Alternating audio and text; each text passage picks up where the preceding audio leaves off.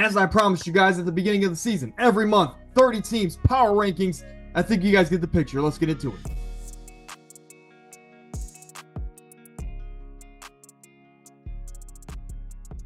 The last thing I want to say before we get into it, view these teams in tiers of 5. If you have the Wizards at 29 and the Jazz at 30, I'm not going to argue you too much. But if you have someone way different than where I have them, let me know in the comments. I'll always get back to you guys as quick as I can. But 26 through 30 at the start of December, I have the Wizards at 30, the Jazz at 29, Pelicans with all of their injuries at 28. They dropped 12 spots for my preseason power rankings. Blazers stay at 27, and the Sixers again at 26. They've had just as many injuries, and even when they have been healthy, they haven't had the time to gel on the court, so to say. Moving over to the next group of teams, 21 through 25 goes as follows. Bulls at 25. 24 is the Raptors. We'll come back to them in a moment. Charlotte at 23. 22 is Detroit. I had them as a play-in team before the season. They look like they're on pace to do so. The Atlanta Hawks, the other play-in team I had, they're at 21, and they're also on pace to do so. We'll come back to them in a moment as well. The Toronto Raptors, when Scotty Barnes was out, we thought, okay, they're probably just going to tank and go for Cooper Flagg. But in the time that Scotty Barnes was out, they got great games and moments from the duo of R.J. Barrett and, again, Jakob Poeltl. That duo really kept this team afloat. They did the best they can as far as the win-loss column. And now that I think Scotty is fully back from his injury, this team should move up in next month's rankings. At 23, Charlotte, as of late, not the greatest, but they've had a lot of great moments from some of the younger pieces this year. And you can just see, I mean, when LaMelo Ball's healthy, this team looks completely different. They move up 2 spots. The Pistons, they've slowed down as of late, just like the Hornets, but the way that they started this year, they've had great moments, and as I predicted, J.B. Bickerstaff is the perfect coach for this team. It's a big reason why they might end up being the 10 or 9 seed here in April. At 21, the Hawks, the only team in the NBA to beat the Cavaliers twice this season, but they're also the only team to lose to the Wizards twice this season. So just as history will tell us, they are exactly a 500 ball club. They're going to look really, really good on some nights, and then, I mean, the next night, they might look completely different, as we all know about the Atlanta Hawks and their history, but they look like they're going to be a play-in team, and they move up a spot or 2. Also, shout out to Dyson Daniels and Jalen Johnson, 2 most improved candidates, and arguably, Dyson Daniels should be all-NBA first team defensively, if I could talk correctly. 20 through 16 goes as follows. The Brooklyn Nets, who would have thought before the season? The Pacers move down 11 spots, same with Minnesota at 17. Heat move up 2 spots to 18 there in the middle, and the Kings drop a spot to number 16. The Brooklyn Nets, I mean, I think this is going to be a second half of the season that is one to forget for Brooklyn Net fans, as this first half of the year has been amazing. It's been great, but I think it's no shocker to say that they're looking to shop almost everybody on the roster at the trade deadline, because I don't think they want to pay anybody long-term on this roster. But that means Dennis Schroeder. That means Cam Thomas. That'd be a bit of a shocker. But DFS, Cam Johnson, maybe Nick Claxton. I doubt that as well. But those 3 guys of DFS, Cam Johnson, and Schroeder, they could very well be dealt here at the deadline and bring back, let's say, at least 3 to 4 first-round picks. And that's a great start to this much-needed rebuild here in Brooklyn. But again, you're in a great spot, and I think these veterans are definitely going to help the future of the Brooklyn Nets, even though they won't be there for it. At 19, the Pacers, they've just been in a slump, but they have the continuity, they have the talent, good coaching, right? They have the star power, if you want to say that. They just need to find their groove, and I think second half of the year, we're going to see them pick it up. At least we hope so. If they continue at this pace, they might not make the playoffs. At 17, the Minnesota Timberwolves, a lot of the same can be said. Now, the Timberwolves brought in some new faces. Julius Randle, Dante D, who Dante D has been terrible to start the season. But again, they have the star power. The continuity should grow as the season progresses. And I still believe in Chris Finch and Ant to turn this thing around in Minnesota. They should be a playoff team. But the start of the year, they've been pretty bad. They dropped 11 spots. Sacramento, they are kind of like the West version of the Atlanta Hawks, where some nights they look like a top 5 team in their conference, and then another night they're going to lose to one of the bottom feeders, and you're just scratching your head. What version of this team are we getting on a nightly basis? I love Sabonis. Fox was on a historic scoring tear to start the season. That slowed down a little bit, but Some nights it looks really good, some nights it doesn't, but I still believe in their talent.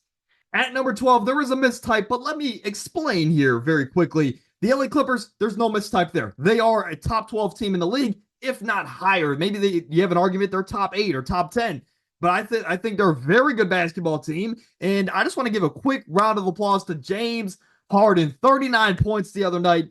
He stirred the pot even, right? Even though he doesn't want to admit it in the post-game presser. This team is fun. Norman Powell, he had a bold statement before the season about Paul George. Maybe less is more. And hey, he's right. He's had a career year, even though he's like 31 years old. But behind James Harden, this team has been afloat. And they are, I think at the moment, a top 5 or top 6 seed in the Western Conference. They've been really good. I'm just excited to see the dynamic of when Kawhi Leonard comes back, because how much of it's going to be Harden's team compared to the 1A, 1B situation where if Harden goes back to where he was, how he was playing in the years prior, where he's only giving you 20 and 10 a night, which is great numbers, but we know it's not where James Harden's been playing as of late.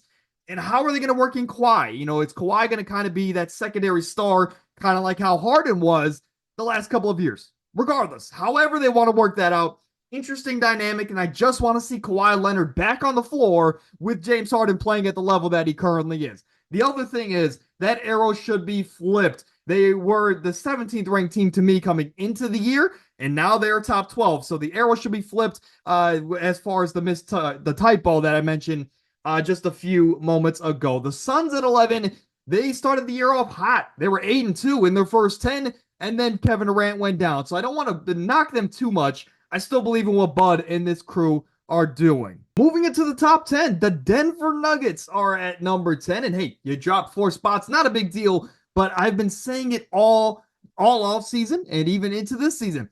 This team reminds me of the 2018 Cavalier squad. And I'm a Cavs fan, so let me explain. That 2018 team, we knew LeBron was quite literally Superman on a nightly basis. Tremendous player, one of the best players we've ever seen by an individual player, right? But outside of LeBron, we know there was so much inconsistency and just a lack of that upper echelon talent. But again, LeBron still dragged that team to the finals, and they got swept, rightfully so. But this team reminds me of that in the Denver Nuggets, because you have a player in Nikola Jokic that's playing at a level that we've quite literally never seen before. And if you take this version of Jokic, it might be a top 10 peak of all time as far as the individual success that Jokic has had to start the year.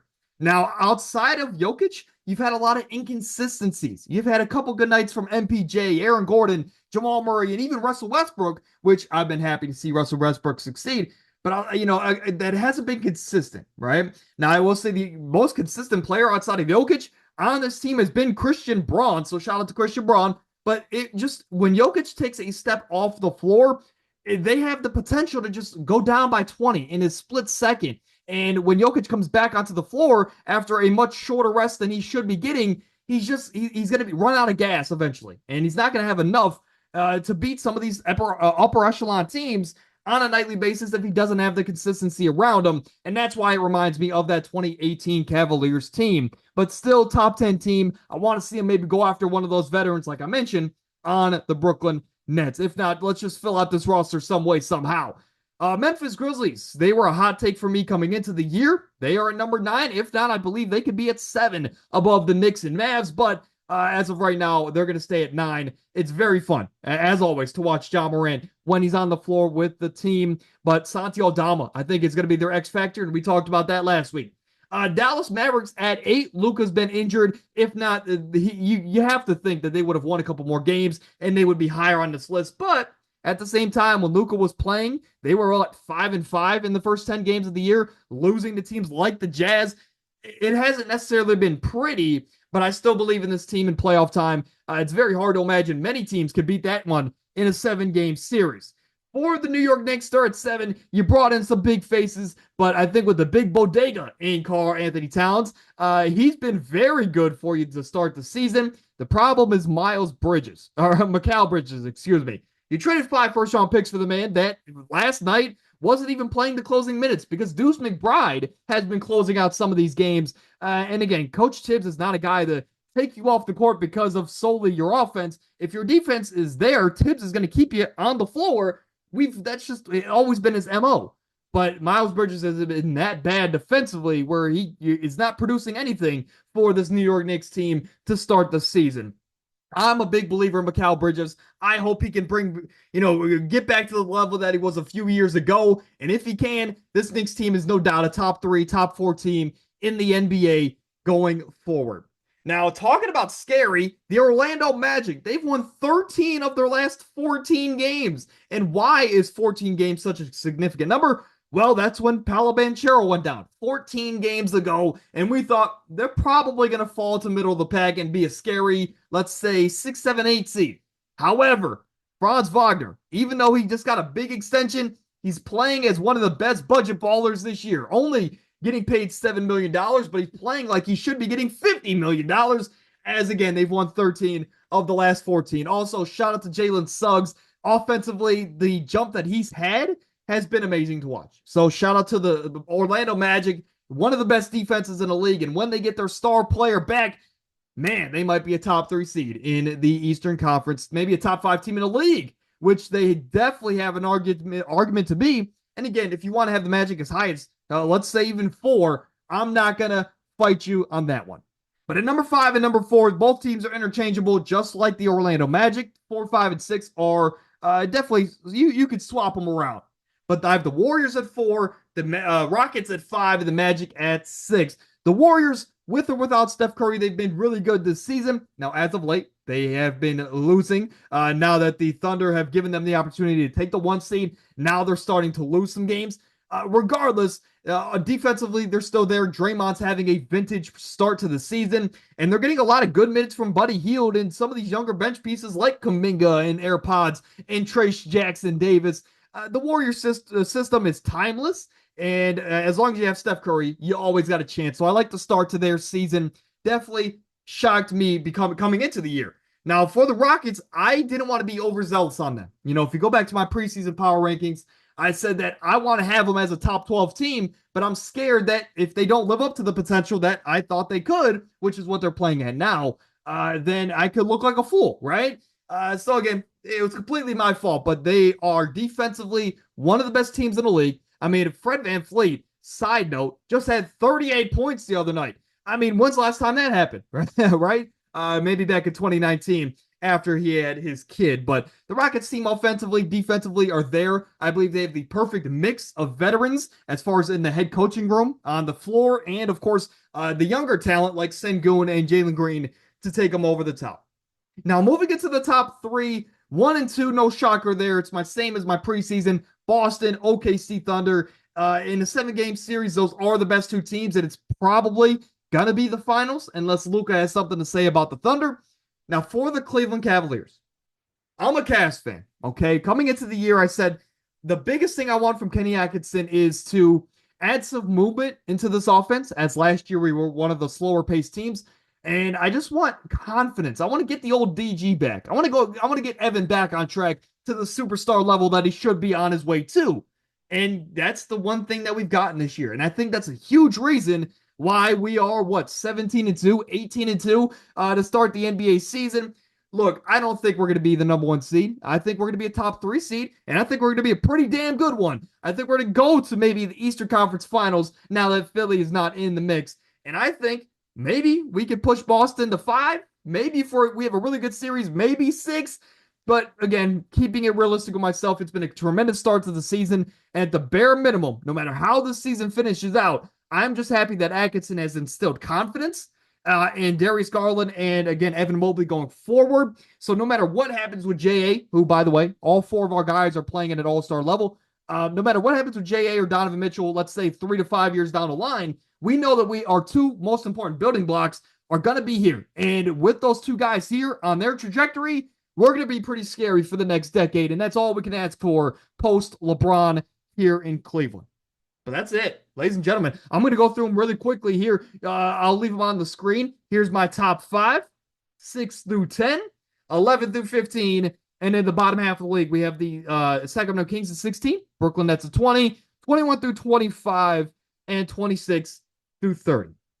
Now, again, view those teams in tiers of 5, with the exception of 4, 5, and 6 with the Warriors, Rockets, and Magic. I believe they're their own tier. They're at 4 through 6. even if you want to argue that they should be 3 to 6. Again, their tier rankings, ladies and gentlemen. A lot of things can go different, but now if you have the San Antonio Spurs as a top 10 team, then that's something we could talk about, and I would welcome that in the comments section. So again, let me know what you agreed with, what you disagreed with in the comment section below. This is based on what we've seen from the season start up until this point. So again, let me know what you think in the comments. But until next time.